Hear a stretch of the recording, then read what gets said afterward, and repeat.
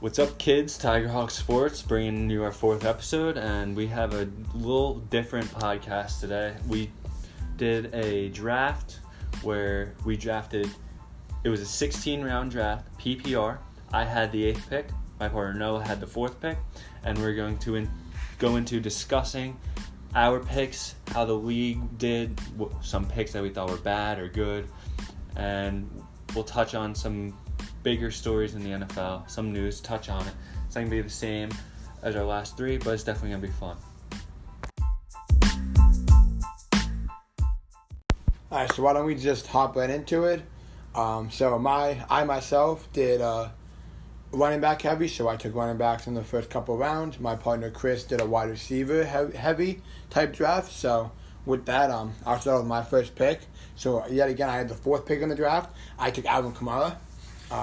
You had McCaffrey, Elliott, and Barkley go ahead of him, so Kamara is a solid pick in the 4th pick, and you guys have it. Top running back, going to come back bigger than last year, as been making a bigger push to the playoffs. I think that was a great pick. There's no way you could pass on Kamara. He's going to be a huge part of the Saints' playoff push. But with my first overall pick, the 8th pick in the draft, I took Julio Jones. Julio Jones is an all-time great. Devontae Adams, yes, was still on the board. Hopkins was still on the board. But there was no way I was passing on Julio. I think Julio and the Falcons have a dynamic offense.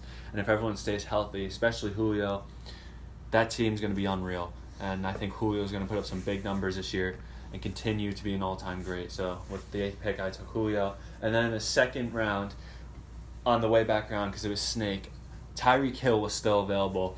And to me, that was a huge surprise. Being able to have Julio Jones and Tyreek Hill on the same team was big for me. And I think with those two guys combined, there's 50 points potential, because in a PPR league with 1 point per reception, that's 25 points per guy. You're set with the rest of your team. You don't even need running backs at that point. Yeah, I mean, that was a steal. When he picked that, I was shocked. Being in the 2nd round and getting Tyreek Hill, that's definitely a shocker there. But for my 2nd round, I was hoping I can get Nick Chubb, because I've been high on the Nick Chubb and high on the Browns there. But he got taken the pick before me. So I went with another guy that the next best thing in my opinion, Joe Mixon. I mean, he low-key has had a great year, and not many people realize that. 1,000-yard seasons back-to-back. Now he's with a new quarterback, so maybe that would do a little more for him, and an upgraded team, maybe he can contribute a lot more with that. So I took Joe Mixon in my 2nd pick. And then I think Joe Mixon is a very underrated player, maybe the most underrated player in the NFL. But before you go on to your 3rd round pick, I just want to point out how Aaron Jones got taken at 7. It wasn't at 7. Dalvin Cook was at 7.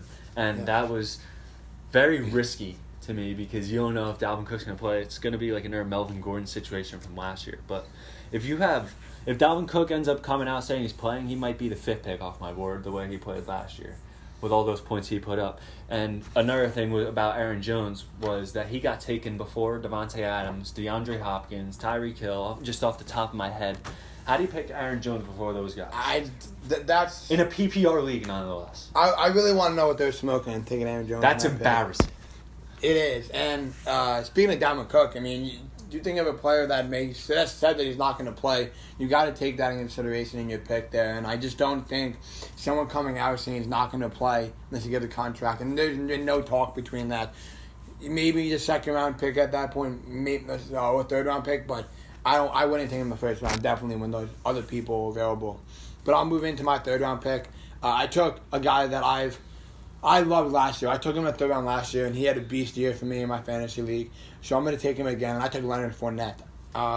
He's an utter stud. He gets 30 carries a game, like I was saying before. And yeah, there's talk he's being traded, but I said it again, and I'll say it one more time. If Leonard Fournette's getting traded to a team, he's getting traded to a team that needs a running back and is going to be headed to the playoffs, because he's a high-caliber running back. He's a top running back in the league, and I think Leonard Fournette's going to have a solid year this year, going into the season again, getting in those carries and rushing for a big yard and touchdowns. For running back heavy, getting Leonard Fournette is definitely a good pick to have those 3 guys, Kamara, Mixon, and Fournette. Since I went wide receiver heavy in the 3rd round, I got Kenny Golladay, which was another surprise pick for me in the 3rd round. So getting Kenny Golladay, who broke out last year, He had double-digit touchdowns, 1,000 yards. I think he's going to put even more numbers this year if he could stay healthy and Stafford could stay healthy, because I think Stafford is starting to get that connection with Galladay. I agree with that. Like the Calvin Johnson connection that he had. Galladay to steal there, in my opinion, going third round. Just he's another receiver that people are underrated, and people don't look at him as a top receiver in the league. But if you look at his stats, he's definitely contributed just top receiver status. And with my fourth pick, or the fourth round pick that I had, I took the guy that put at number 10 in my top 10 running backs, in Le'Veon Bell. And when I went 0 running backs, that was the guy I was hoping to get, and I got him. So I was, again, happy with that pick, because Le'Veon Bell, to me, he had an off year last year, but that was because he took off a whole year. I mean, when he sit out a whole year, you can't expect a guy to go right back to the all-pro caliber that he was. So Le'Veon Bell, I think, he might be a running back one. He's my dark horse. I see that. I definitely like that pick. But yet again, I'm not high on Bell coming back to his high caliber status as the top running back in the league. But yet again, as they're going wide receiver heavy, picking up Bell in the fourth round is not a bad move at all right there. But so I went running back heavy. So then in my fourth pick and a couple picks after that, I went more wide receiver heavy, because I needed to complement with the top 3 running backs that I got to solidify my stack team right there. So I took Juju in my fourth round. I mean, if he can come back and be healthy and begin that connection again with Big Ben, I mean, he's unstoppable, and he'll easily put up wide receiver 1 numbers, and he's going to be a compliment to my top running backs I have already. And then he's going back to my pick, I had a Cooper Kupp, who's yet again, there's Robert Woods there, yeah, but I mean, Jared Goff and Cooper Kupp has brought the connection to be a top wide receiver quarterback duo in the league. So picking Cooper Kupp up with my 5th pick and making my second wide receiver, I think is definitely a solid move moving away from my running backs. With my 5th round pick, there was a guy that was there. I went 3 wide receivers for my first 3 picks, and I needed another running back. But there was no way I was going to pass on Terry McLaurin in the 5th round. There was just no way. So I drafted McLaurin, and I ended up with 4 top 12 receivers in 5 rounds. I agree with that. I mean, Jones, Hill, Galladay, McLaurin. I know you can only start 3 max, but still, I could use one of them for trade bait. You got rid of one of them. Like my running back Bell doesn't work out. Maybe I need the running back style of 0. But McLaurin, to me, with those 3 other guys, 4 top 12 running backs. I got a third of the top 12 right there. And then at 6, this pick kind of killed me. This guy killed me last year. I took James Conner in the 6th round because I think the volume is going to be there for Conner. Mike Tomlin likes to run the ball. James Conner is an aggressive runner, which is why apparently he gets hurt a lot, because he likes to take some hits.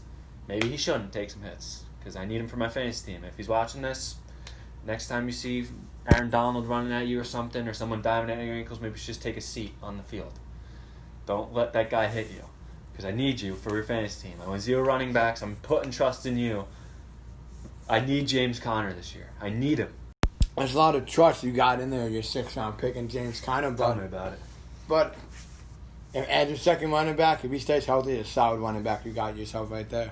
But going back to his 5th round pick is Scary Terry. I mean, I misread over him when I was drafting, and that's a solid pick. I mean, you think of a guy that's going to be number 1 on the Redskins with Dwayne Haskins, who he had an OD connection with at Ohio State. That's just a deadly weapon right there. Yeah, again, I agree. He's going to be a top 12 wide receiver this season. But I'll go again. I mean, I took another wide receiver in my 6th pick. I took T.Y. Hilton. He's another one, let me tell you. He's definitely injury prone. I mean, yeah, there's risk there, but I mean, with Philip Rivers coming in, that QB coming in to help T.Y. develop more to have a number 1 status, I think I couldn't pass up on T.Y. Hilton as my 3rd wide receiver there. Definitely a solid wide receiver I took at number 6. And then at number 7, I was able to take Courtland Sutton, and I agree that it's going to be risky for me to take a Broncos receiver right there with Drew Lock coming in. So they may not have a high-powered offense with the receiving game and all that big stuff that you need in a wide receiver. But I just think Courtland Sutton, as what he put up last year with Drew Lock, and he built that some sort of connection previously, he's definitely going to build upon that and produce wide receiver numbers as a solid 4th wide receiver for me. And with my 7th round pick, I decided to go tight end. After I got my 2 running backs, I got my top 12 receivers, as I stated before. But I got Darren Waller with my 7th-round pick, and I know Noah likes that guy because he was talking about maybe taking him, but I had to jump out in front because there weren't many tight ends that, to me, were starting caliber in the first 10 rounds. And Darren Waller, who didn't play before last year, and then last year came out with Derek Carr and absolutely balled out, ended up being a top 5 tight end in fantasy. To me, he's going to be able to do it again because, yeah, they got Henry Ruggs, but with Ruggs and Waller, they're going to split. There's going to be a lot of volume for Waller over there. And then with my... Homie, before you go on to Geis in your next pick, I mean, I think Darren Waller is a great pick. I mean, I had him in fantasy last year, and I picked him up in the free agent market when I didn't have a tight end. And I had him on my team, and he was a solid tight end for me on my team, always producing when I need him to. Yeah, he had off weeks, but, like, you think of every top player, there's some off weeks. So getting Darren Waller was a solid pick in my eyes. And to go into my 8th-round pick, I took Derrius Guice. And Guice has failed to stay on the field because of his ACL and knee injuries, but he showed some flashes last year when he was on the field that he can be a solid running back for Washington. And they do have a crowded backfield with AP and Guice and Chris Thompson and all those other guys, but if he could stay on the field and the volume increases, he could show that he can handle the workload. I think he could be a valuable pick, especially for one of my backups. He could potentially be a starter if need be, but... So, I mean, I'll go into my 8th pick, and a lot of people may think, oh, why would you take him here when you need a running back after drafting 4 wide receivers? Because I did go ahead and take my 5th wide receiver here. I took Michael Gallup, and people are going to question that. And I just think people don't understand that when you have 3 wide receivers on one team, there's going to be a point in time where that one wide receiver is going to have a breakout week. And I just think Gallup's that wide receiver that's consistently going to have good weeks because a lot of people will be covering Amari Cooper heavily.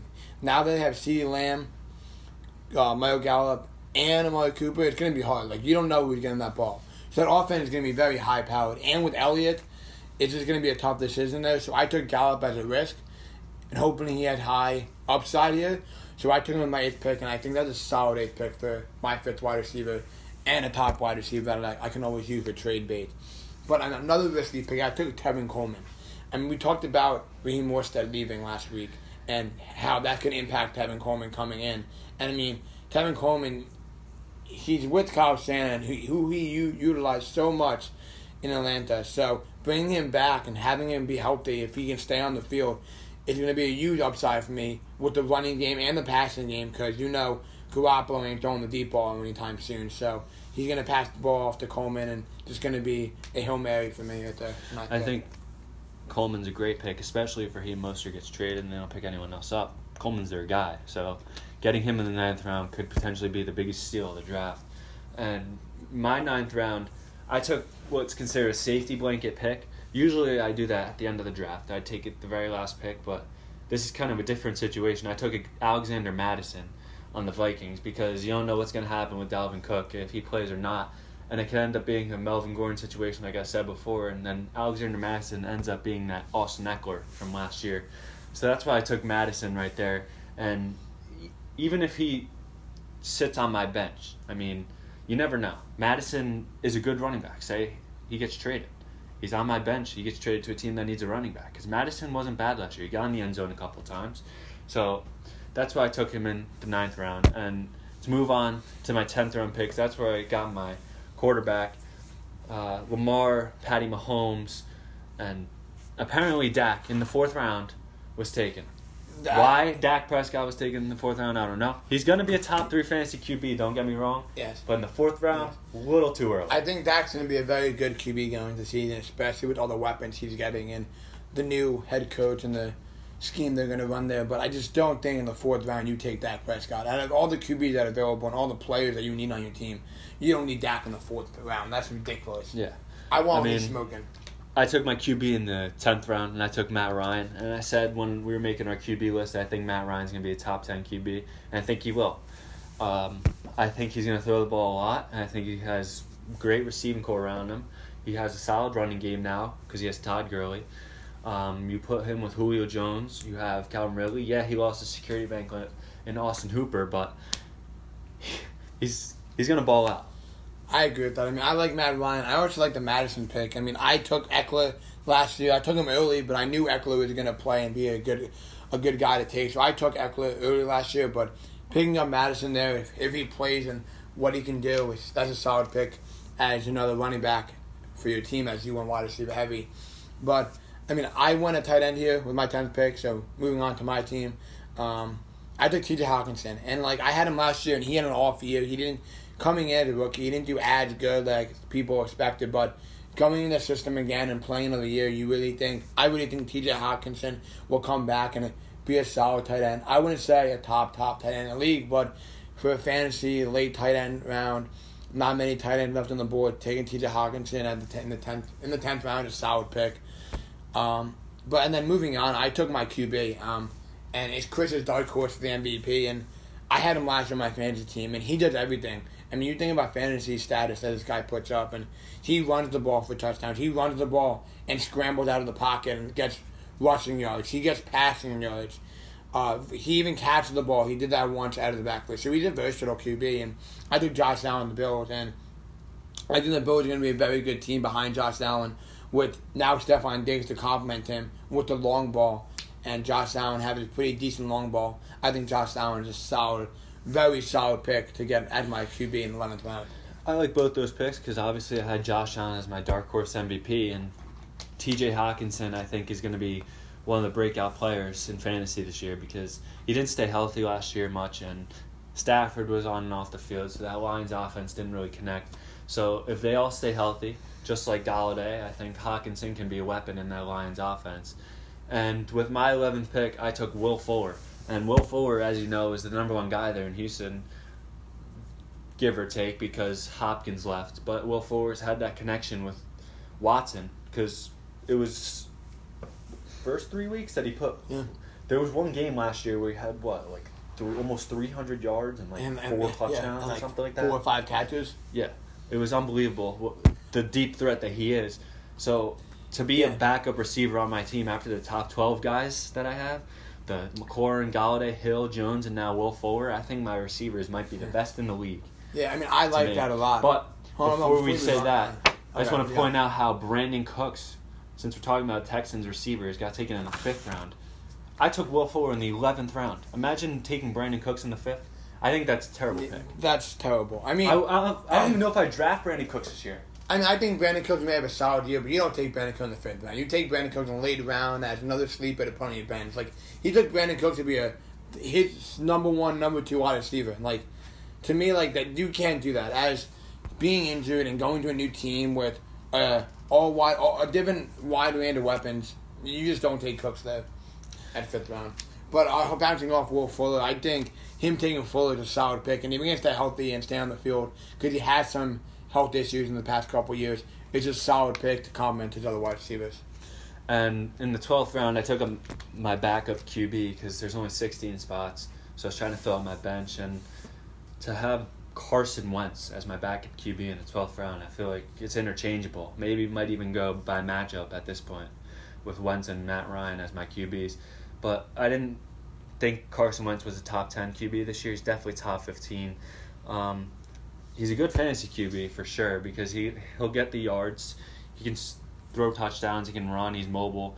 So to have Wentz as my backup, I think is an underrated move for my team. I'm not a huge fan of picking up Wentz to be a QB. I think he's going to be a decent QB in the league, probably top 15, but for sure, I just don't like him that much as a QB. But that's my personal opinion there. But if you go in stats-wise, picking Carson Wentz to be a backup QB is definitely good move, and good move for Chris to use the matchup to his advantage there. With my 12th pick, I decided to take another tight end, who yet again I took another second-year guy coming in with Drew Lock. So I took Noah Fant, the tight end for the Broncos. Built a connection with Drew Lock last year, going to enhance on that connection. He's going to have a breakout year, in my opinion, just if you compare what he did last year and how he wasn't on the field as often as he could be last year with the other tight ends they had. So Noah Fant's definitely going to be a guy to watch and a late-end tight end you guys can pick up. And then I you just didn't take him because he had your first name? I'm positive I changed my first name. It's definitely a good benefit. I mean, Noah's a great name right there. Yeah. Okay. Go ahead. But we'll go with the 13th pick, and we'll take J.K. Dobbins. I think J.K. Dobbins. I don't think he's gonna have a breakout year because they do have other running backs there, and they have Lamar Jackson who runs, so he's not gonna get that many opportunities. But I think when he gets the opportunities, and if he can get more opportunities, and so that he's gonna be a good running back, then for sure J.K. Dobbins is still a late round on the Ravens, especially in the offense that he ran similarly at Ohio State. And as an Ohio State fan, I love that Dobbins pick, so I can't complain with you taking him. But my 13th pick was probably the biggest steal of my draft, potentially in fantasy football this year, Jack Doyle. I think he has potential to be a top 5 tight end this year because he's being paired with Phillip Rivers, who, as you know, loves tight ends. He had Antonio Gates in San Diego and Hunter Henry in L.A. So to put Jack Doyle, and then with the departure of Eric Ebron, that makes Jack Doyle even more of the guy there. So I think that's a big steal for me. And as a backup tight end, my backup tight end, another solid pick. And my starting kicker was taken in the 14th round, Matt Prater. How can I pass up on Matt Prater? The Lions don't have a top offense, so they may struggle to put the ball in the end zone. They don't have a running game that's going to put him over the top in the end zone all the time. So I think Matt Prater is going to have his fair share of field goal attempts, and it's going to be a solid. He's always been a solid kicker, and we already know he has a leg. I mean, he holds the record for the longest field goal in NFL. I agree. I mean, I've never been the guy to take kickers early. Like, yet again, I took my kicker really late, like the last pick, and I'll bring that up later on. But taking a kicker like Matt Prater in the 14th round is definitely something that I definitely would like to do if he was available when I was there. But I took Baker Mayfield, my 14th pick. I need another QB, and I think Baker's going to have a good year. An amazing year, I don't think that's the word I would use here. I think a very solid year with the weapons he has and the new offense he's going to be portrayed, and I think Baker's going to have a very solid year. So that's why he's my backup QB behind Josh Allen. But then moving into my 15th pick, something that I like to do, and I know my partner Chris agrees with me, is we don't like to pick defenses for the entire year. We pick one based off matchups. And based off the matchup for the first week that I decided to do, I took Los Angeles Chargers. My bad there, guys. So I took the Chargers, and they're playing the Bengals.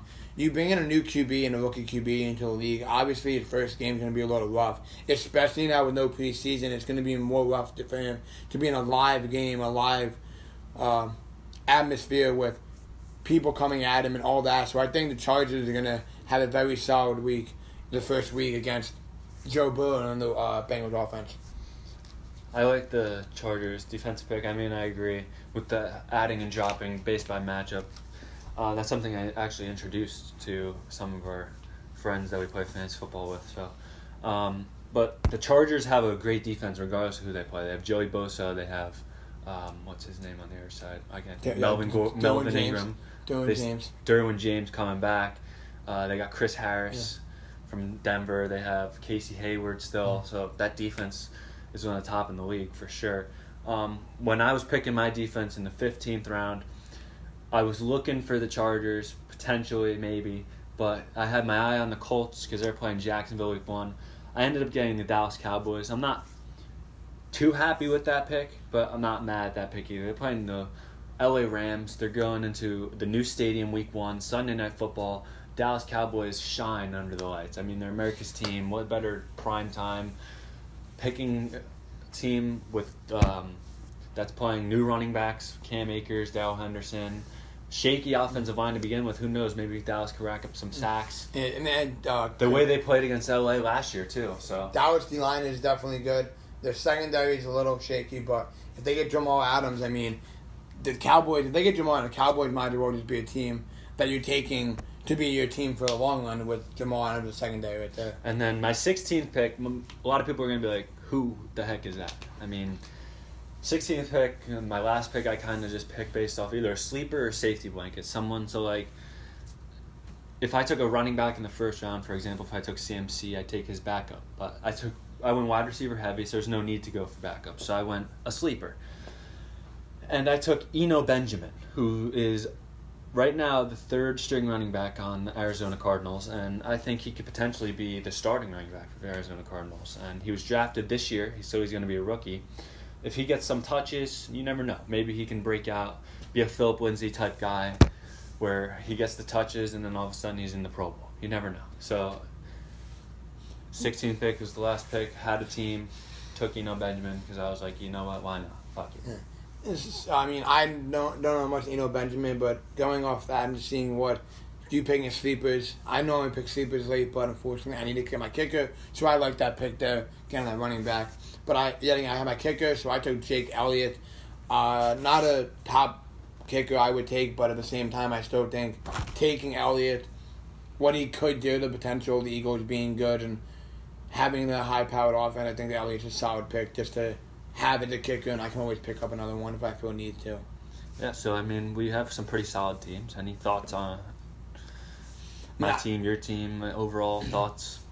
I really like your team, Chris, honestly. I mean, I think the way you went wide receiver heavy is definitely big there, but there are questions that you're running backs. I mean, yeah, Bell's could have a bounce back year. Connor's still not healthy. But besides that, I mean, your wide receivers can definitely hold your own, and the trade bait that you got with your team is definitely big.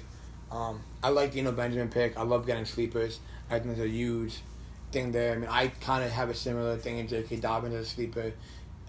From my opinion, I took Dobbins as that Eno Benjamin role to come in. And I'll give a quick synopsis of my team. I normally head towards more wide receiver heavy in the PPR league, but I took the approach of running back heavy to change it up a little bit. And I like it. I think I took 3 solid running backs who get bulk of the carries. I mean, you think about Kamara, Mixon, and Fournette. Like, there's not much else. There's not many other running backs on their team that's going to compete with carries besides Kamara and Murray. But Kamara gets a lot of the PPR points anyways. Judy coming back healthy, that's a solid number 1 wide receiver. And then going off that, my wide receivers are solid. I think I have 2 sleeper tight ends, and my QBs are definitely up-and-coming risers. So, I mean, I think I have a solid team. I think Chris has a solid team. So, we'll definitely compete in this league, and we'll give you feedback and let you know how we do in this league as well. I definitely think both our teams are solid. It was just some of the other picks in the draft that were questionable. Like, I saw Gronko in the 4th round, which was kind of weird to me. Justin Tucker went in the 8th round, probably before that person had a QB or whatever. Yeah, I don't. And then the Ravens and Patriots defense in the 10th round. I mean, I understand taking late in the draft, but Patriots defense isn't what it was last year. Ravens defense is good, but I'm pretty sure they play like the Texans or someone week 1, so I don't know how I like that. But my question for you is, seems to me your QBs were my 2 dark horse MVP. Where's your Big Ben? Why didn't you take Big Ben? Cause normally wasn't dark horse enough this week? No, I tend to when I get my maybe number I just got in that dome with Josh Allen. No, the reason I take Big Ben is I think Big Ben has a solid year, but fantasy year I don't think he's gonna be that solid. But at the same time, but that's MVP. But I have Juju, and I just don't like the duo because if one has a bad week, then I'll have a bad week, and that's 2 people on my team having bad weeks. So I tend to not do that. That's a risk I take with Matt Ryan and Julio Jones, I guess. Yes. I don't know, but yes, that's definitely a risk. Matt, it's a question I had to ask. Yes. Yeah.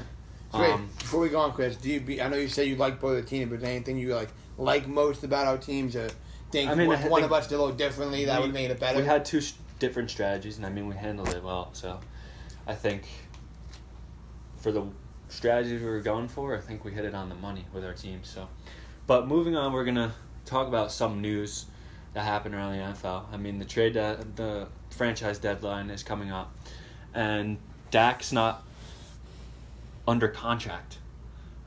I mean, and there's reports Dak's not even calling. The Cowboys aren't even calling. What's going on? I mean, Cowboys are digging for the Super Bowl, but at the same time, they're hitting rocks. They're not moving. I mean, according to you, it's definitely better to get Dak, but according to you, you're putting money on the team to go to the Super Bowl with Andy Dalton. You said that a couple weeks ago. No. I said need be. Need be, meaning like injury, something happens to Dak, something happened to Dak. He can't play. Dak's not going to be signed. That's basically what it is. That's not need be. Cowboys have every move in the world. They can get Dak right now. There's no reason not to sign him. Money situation, years, whatever. I don't care what it is. Think about this. Dak Prescott's gotten you to the playoffs since his rookie year. Why are you even paying him? You think about this. Jerry Jones has made that connection with everyone else. He's overpaid. He's known for overpaying. Tony Romo, he's overpaid thousands of times. Dez. Well, you thought about this too. They did the same thing with Elliott. I mean, they didn't wait to pay Elliott. They didn't wait to pay Elliott because they know Elliott's their guy. But then they weren't expecting Dak to play that way last year. Now they're in a tough spot because Dak has all the advantage, the leverage over the Cowboys. Dak is playing on a franchise tag that's worth $32 million. That's big right there. If he could play this year out on the franchise tag and then wait till next year, he'll be playing on a franchise tag that's $37 million next year.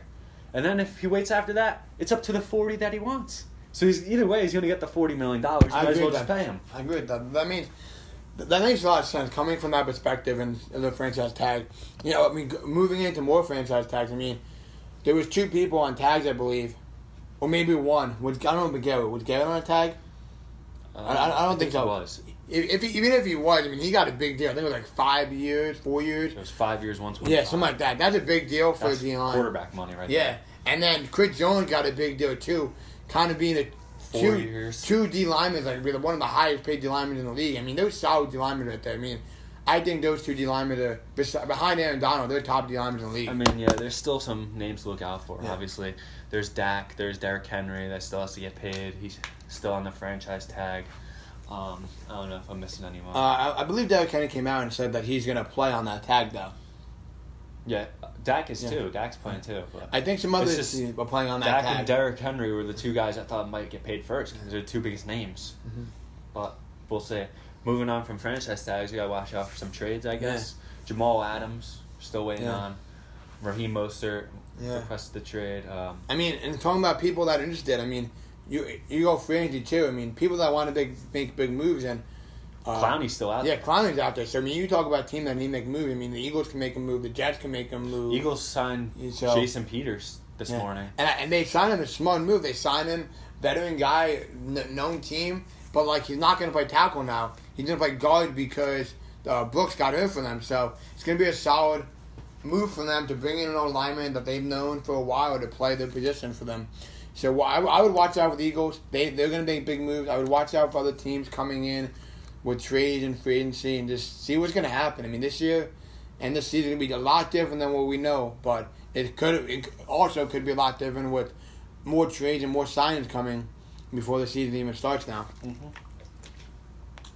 I think we touched on it all. So it was a little different this episode, but that was a little change up, draft a team, talk about the team. We like to do that every once in a while, do something different. So thank you guys for listening. Don't forget to follow us on Twitter. We have an Instagram. Subscribe to our YouTube, obviously. Anything else to add? Thank you for tuning in. We look forward to any more podcasts out to you soon. If you got any questions or things you want to say about our teams, feel free to shoot us anything on Twitter. We posted our team on Twitter there for you guys to comment and stuff. So, we're Tiger Hawk Sports out.